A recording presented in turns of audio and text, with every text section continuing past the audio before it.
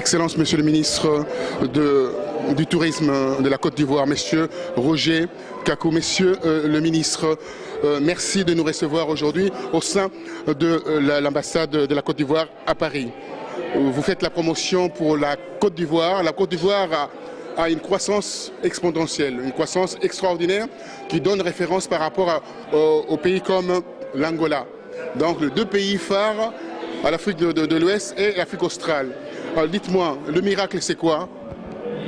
Le miracle c'est le travail. La Côte d'Ivoire est au travail sous la direction d'un très grand homme d'État, son Excellence le président Alassane Ouattara, que nous avons une très grande chance d'avoir à la tête de ce beau pays. Il nous a mis au travail et on est au travail. Et comme vous le dites, on enregistre des taux de croissance qui nous sont enviés par le monde entier. 9,8% en 2012, 9,1% en 2013 et un taux de croissance à 2 chiffres pour 2014. C'est ce que nous annoncent les institutions financières internationales. Donc nous sommes très optimistes, mais nous ne voulons pas fanfaronner. Nous travaillons. L'objectif, ce n'est pas le taux de croissance d'aujourd'hui ni de demain. L'objectif, c'est de faire de la Côte d'Ivoire un pays émergent en 2020. Et avec le président Alassane Ouattara, nous allons réussir.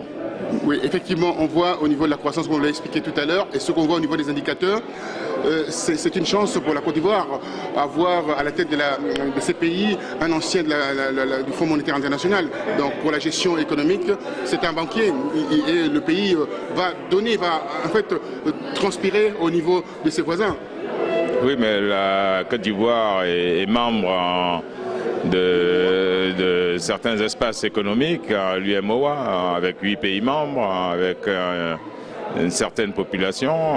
La Côte d'Ivoire est membre de la CEDEAO, qui est un espace économique encore plus important, avec un fort potentiel donc pour les investisseurs venant du monde entier, que l'on encourage à venir en Côte d'Ivoire investir, puisque ce marché est en train de s'ouvrir à eux, le marché de la CEDEAO surtout, et donc on espère bien en profiter de notre appartenance à ce vaste marché avec un très fort potentiel pour attirer des investisseurs du monde entier pour pouvoir venir profiter de l'environnement, qui est un environnement très sain pour les affaires que représente la Côte d'Ivoire.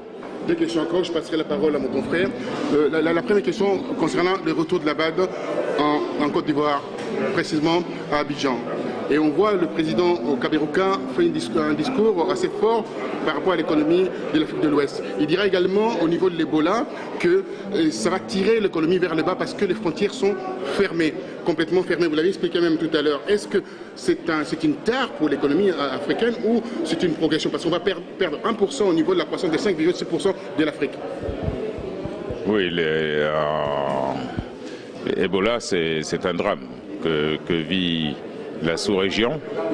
Mais je suis confiant que les pays africains, avec l'aide de la communauté internationale, l'OMS, les Nations Unies et tous nos amis de par le monde, c'est un mal qui sera vaincu. Donc je crois qu'on vit une situation qui est temporaire, je l'espère. Ce que je peux dire, c'est qu'au niveau de la Côte d'Ivoire, toutes les dispositions ont été prises pour éviter que cette terrible maladie ne soit enregistrée à l'intérieur des frontières du pays. Et Dieu merci, aucun cas du virus Ebola n'est signalé en Côte d'Ivoire jusqu'au jour d'aujourd'hui. Mais c'est vrai que ça impacte les économies de la sous-région.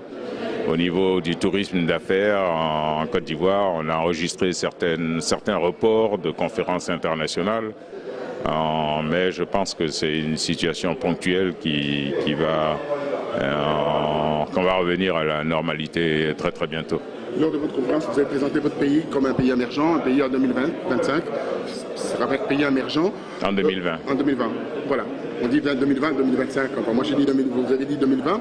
Dites-moi, au niveau de pôle touristique, quel est le site que vous allez faire la promotion aujourd'hui en Côte d'Ivoire qui va drainer les tourismes, et également quels sont les partenaires, les gens qui ont l'expertise comme le Sénégal, le Kenya. Est-ce que vous avez eu le contact avec ces pays-là pour avoir leur expertise?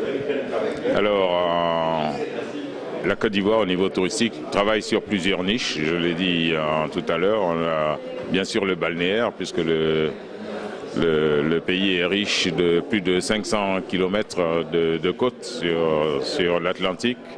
Mais on travaille également sur le tourisme culturel, en très grande diversité de cultures en Côte d'Ivoire, très riche culturellement. On travaille sur l'écotourisme avec les forêts classées, des parcs à travers le pays. On travaille sur le tourisme religieux, la plus grande basilique du monde, dans les mosquées centenaires, la basilique de Yamoussoukro bien sûr. On travaille sur le tourisme sportif avec le golf, avec la pêche sportive. On travaille sur le tourisme culturel, l'écotourisme, je l'ai dit, et puis la dernière niche que l'on est en train de développer, c'est l'agrotourisme, pour faire connaître les produits de l'agriculture ivoirienne à nos visiteurs étrangers, bien sûr, café, cacao, EVA, ananas, bananes, etc. Et puis c'est une niche qui a un très fort potentiel. Donc on travaille sur tous ces axes-là et je pense qu'on va enregistrer de beaux succès très bientôt. Les deux pays, Sénégal et le Kenya.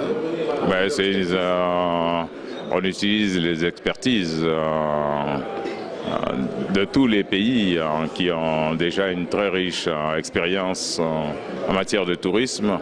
Et je peux vous dire qu'on a des accords très particuliers avec le Royaume du Maroc qui nous apporte un très fort soutien au niveau logistique, au niveau du renforcement des capacités. Le Royaume du Maroc nous met à notre disposition près d'une centaine de bourses pour les étudiants ivoiriens qui veulent aller étudier le tourisme, l'hôtellerie, l'industrie du voyage dans les écoles, les universités marocaines. Et on dit un grand merci à Sa Majesté le Roi pour cette aide précieuse qu'il nous apporte. Je laisse la parole à mon confrère Centrafrique Libre, va vous faire quelques questions au niveau de votre pays. Merci, Son Excellence. Merci.